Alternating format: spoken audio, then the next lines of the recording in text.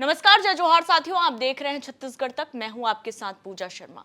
बलौदाबाजार हिंसा को लेकर जो राजनीति है वो चरम पर है और लगातार एक के बाद एक इस पूरे घटनाक्रम को लेकर ऐसे ऐसे बयानबाजियां निकलकर सामने आ रही हैं जिसने छत्तीसगढ़ की राजनीति में खलबली मचा दी है।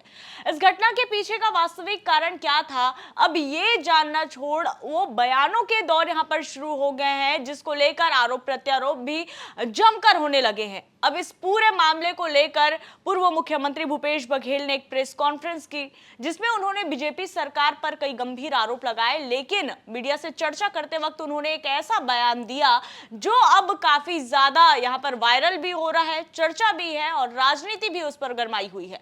भूपेश बघेल का कहना है कि ये जो पूरे घटनाक्रम है उसको लेकर जो जानकारी निकलकर सामने आई वो यह कि जिस तरह से 10 जून को कलेक्टर एसपी ऑफिस में आग लगाया गया, ये आग खुद पुलिस प्रशासन की ओर से लगाई गई है, ऐसा भूपेश बघेल का कहना है। और इसके साथ ही साथ उन्होंने कहा कि जो आंदोलनकर्ता थे उनमें के एक परिवार जिन्हें पकड़ा गया है उनसे जबरदस्ती यहां पर आक्रामक काम करवाए जा रहे हैं, पत्थर फेंकवाए जा रहे हैं, लाठियां उठवाई जा रही है और तो और उन पर यह भी दबाव बनाया जा रहा है कि इस पूरे घटनाक्रम के पीछे आपको कांग्रेस का नाम लेना है। सुनिए क्या कुछ कह रहे हैं भूपेश बघेल। बलौदाबाजार में षड्यंत्र थमने का नाम नहीं ले रहा है और इस षड्यंत्र के तहत ही कलेक्ट्रेट और एसपी कार्यालय में आग लगी, वाहन में आग लगाया गया और अब जो जानकारी आ रही है वहां वाहन भी जलाए गए हैं, तो पुलिस वालों के द्वारा ही जलाया गया।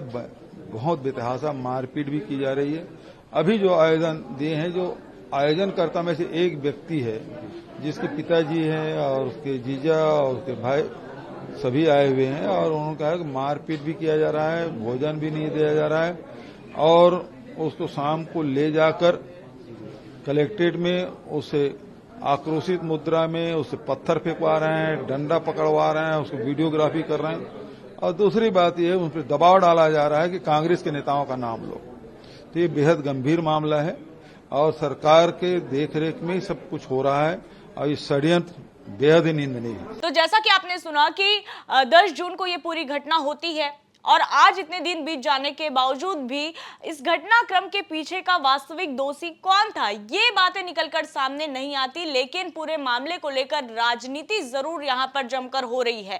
चाहे बात कर ले बीजेपी की या कांग्रेस की, अब इन दोनों दलों के अलावा आजाद पार्टी जो है वो यहां पर इन्वॉल्व हो गई है। चंद्रशेखर आजाद जो है ग्रीन आर्मी के चीफ है, प्रमुख है, वो छत्तीसगढ़ जाकर सतनामी समाज से मिलने की बात कर रहे हैं। वही जनता कांग्रेस जोगी छत्तीसगढ़ के जो प्रदेश अध्यक्ष हैं अमित जोगी, उन्होंने भी 1 जुलाई से आमरण अनशन की बात कह दी। लेकिन इस पूरे घटनाक्रम के दौरान जो खामोश है वो है सतनामी समाज, क्योंकि राजनीति से कहीं ज्यादा अभी उनके लिए जरूरी है उन कारणों के पीछे की वजह सामने आना जिसके वजह से उनके ऊपर इतने बड़े आरोप लगे हैं। लगातार एक तो आस्था को ठेस पहुंचना और उसके बाद इतने बड़े उग्र आंदोलन का पूरा तरह से ठीक रहा सतनामी समाज के ऊपर फोड़ दिया जाना, ये वो हजम नहीं कर पा रहे हैं। हालांकि मानते हैं कि हर समाज में कोई ना कोई एक ऐसे व्यक्ति होते हैं, एक मछली पूरे तालाब को गंदा करती है, कुछ ऐसी ही स्थिति यहाँ पर देखने को मिली है और हर कोई जानना चाहता है कि कौन है इसके पीछे का वास्तविक कारण। क्या वाकई यहाँ पर राजनीति करने के लिए इतने बड़े घटना को अंजाम दे दिया गया,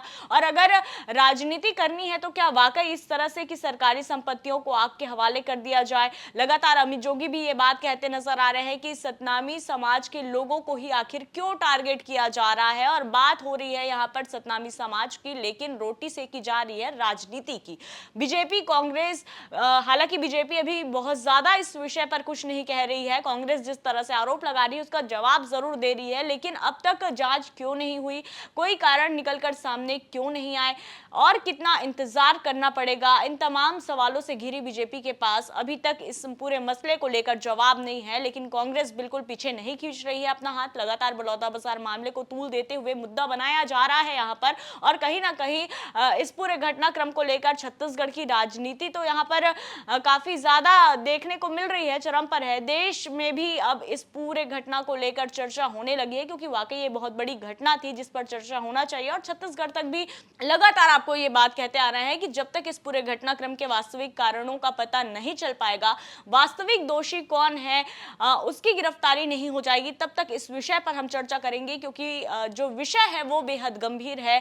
समाज प्रमुख की आस्था जुड़ी हुई है, एक पूरा समाज इस पूरे आरोपों से घिरा हुआ है, इसलिए ये बहुत ज्यादा जरूरी हो जाता है इस विषय पर बात करना। और इसलिए भी जरूरी हो जाता है क्योंकि रोज लगातार बलौदाबाजार हिंसा को लेकर एक के बाद एक नए नए खुलासे यहां विपक्ष की ओर से किए जा रहे हैं। उनके खुलासों में कितना दम है ये तो आने वाला वक्त ही बताएगा। बहरहाल इस रिपोर्ट में इतना ही। छत्तीसगढ़ से जुड़ी तमाम खबरों से अपडेट रहने के लिए देखते रहिए छत्तीसगढ़ तक। और आप अपने डिजिटल प्लेटफॉर्म अपने छत्तीसगढ़ तक को जिस तरह से प्यार देते आए हैं, ऐसे ही प्यार लुटाते रहिए। बहुत जल्द आपका ये परिवार 1 लाख होने वाला है और ये 1 लाख तभी होगा जब आपका भरपूर सहयोग मिलेगा। आपको हमारी खबरें अच्छी लगती होंगी, जानकारी अच्छी लगती होगी तो चैनल को सब्सक्राइब करें, अपने जानने वाले लोगों को भी सब्सक्राइब करने के लिए कहें ताकि जो जानकारी है वो ज्यादा से ज्यादा लोगों तक हम पहुंचा सकें। तो इसी अनुरोध के साथ आप सभी से विदा लेना चाहूंगी। देखते रहिए छत्तीसगढ़ तक। जय जोहार।